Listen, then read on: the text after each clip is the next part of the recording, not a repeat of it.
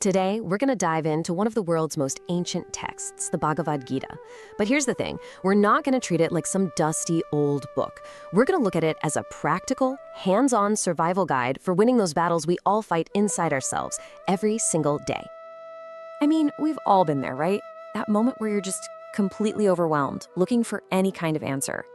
But what if a conversation from like 5,000 years ago actually holds the keys to dealing with our most modern problems? Yes, stress. We all know this one intimately, don't we? It's that constant hum of pressure from work, the never-ending deadlines, the pings from our phones, that feeling of being pulled in a million directions at once.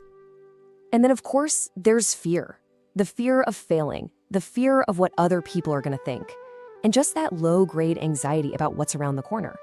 It can be absolutely paralyzing. And maybe the most toxic of them all, self-doubt. You know, that little voice inside your head that whispers, "You can't do this, you're not good enough." You put stress, fear, and self-doubt together, well, that's the real battlefield, isn't it? And that brings us to our first big idea here. We need to reframe what we think of as our daily life. The Gita basically says the most important fights you'll ever have aren't with swords and shields, but the ones that happen inside your own head. This right here, this is our modern battlefield.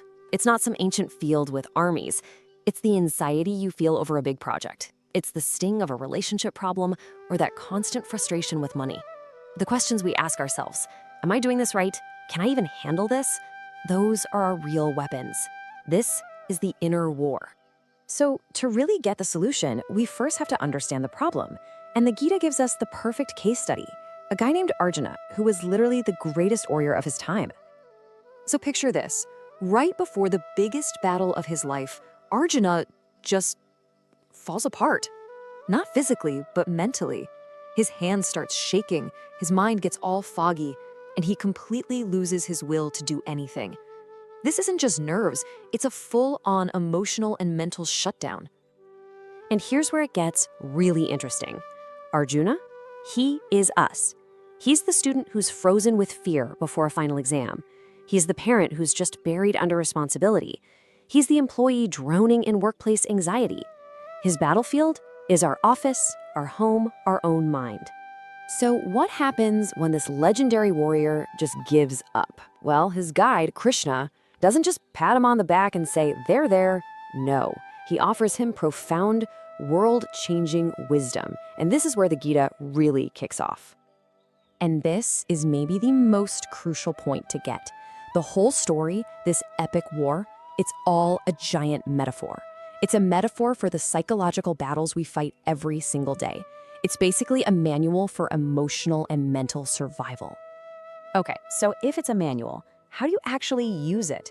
Well, the Gita lays out a super clear path with 5 timeless lessons. Think of them as 5 keys to unlocking your own inner strength and your own freedom. Here it is. This is our roadmap.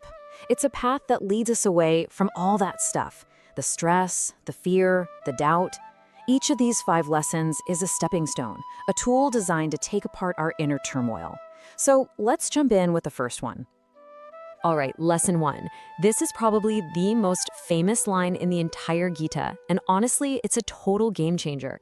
It asks us to do something that feels almost impossible, separate our effort from the outcome. Seriously, think about it. Most of our stress doesn't come from the actual work we're doing, does it? It comes from worrying about what's going to happen after we're done. Will I get that promotion? Are they going to like my presentation? The Gita says, look, pour all of your energy into doing the best job you possibly can, and then just let it go. When you do that, the fear of failure, it just loses its grip on you. Now, the second lesson goes even deeper. It makes us ask a really fundamental question. Who are we, really? I mean, are you your job title? Are you your successes? Your mistakes? The Gita argues that your true self, your essence, your consciousness, is totally separate from all those temporary labels. And when you really, truly get that, criticism doesn't sting as much. Failure becomes just data. It's not who you are. And this deep, unshakable confidence starts to grow because it's not based on what anyone else thinks. Lesson 3 is all about the mind. Krishna says something amazing here. Your mind can be your greatest ally or your most destructive enemy. If you let it run wild, it gets lost in overthinking, endless social media comparisons, and all kinds of anxiety.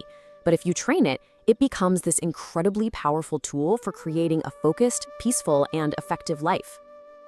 Now, a lot of people hear this stuff and think it's about being passive, just accepting things. But it's the exact opposite. The Gita is a call to courageous action. It says, true growth only happens when you face your problems head on. Running away from them, that just makes the suffering way, way worse. And finally, the fifth key. This one targets the ego, that part of us that's completely obsessed with I, me, mine. The Gita points to this as the source of our deepest pain. I mean, think about it.